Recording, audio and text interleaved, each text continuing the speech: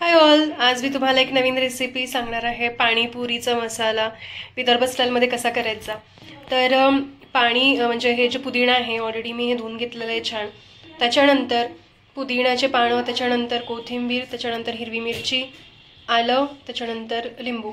तर आता हा जो पुदिना आहे आणि कोथिंबीर आणि मिरची आणि आलं हे मी एकजीव करून घेणार आहे. आता यामध्ये मी पुदिना, त्याच्यानंतर कोथिंबीर, त्यानंतर आलं आणि त्यानंतर मिरचीचे काप आणि वरतून लिंबू असं थोडं पिळलेलं आहे आणि किंचित असं थोडं मीठ टाकणार, थोडं पाणी टाकणार आणि याचा मसाला मी वाटून घेते.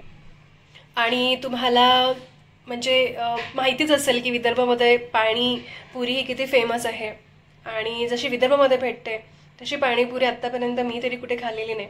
आणि पाणीपुरी म्हटल्यानंतर जीव की प्राण असा होतो आणि सगळ्यांची फेवरेट अशी रेसिपी आहे. त्याच्यामुळे नक्की अशा पद्धतीने ट्राय करून बघा आणि मला सांगा की तुम्हाला कशी वाटली. आणि तुम्ही बघू शकता आता छानपैकी हा मस्त मसाला रेडी झालेला आहे आपला. ते मी या पातेल्यामध्ये काढते आणि बाकीचे आपले हे जे आहेत इन्ग्रेडियंट्स आपण एक एक करून ॲड करताना तुम्हाला दाखवतो.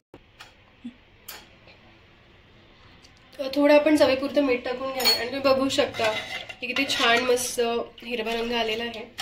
आता त्यानंतर आपण याच्यामध्ये चाट मसाला टाकूया थोडा.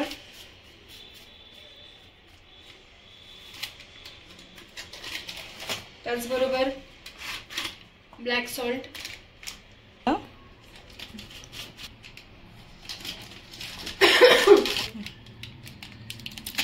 आणि त्याचबरोबर आपण आणि थोडा एव्हरेस्टचा पाणीपुरी मसाला टाकूयात. आणि आता मी एकजीव करून घेते आणि गरज लागल्यास थोडं आंबटपण्यासाठी मी पुन्हा ह्याच्यामध्ये थोडं लिंबू ॲड करते. चला तर बघूयात.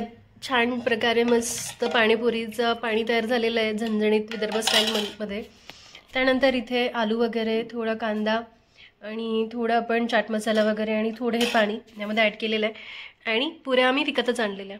तर तुम्हाला मस्त छान आता हे मी रेडी करून दाखवते आणि बघूयात कसं झाली तर टेस्ट. आणि डेफिनेटली तुम्ही ही रेसिपी ट्राय करा आणि मला सांगा की तुम्हाला विदर्भ स्टाईलमध्ये पाणीपुरी कशी वाटलेली.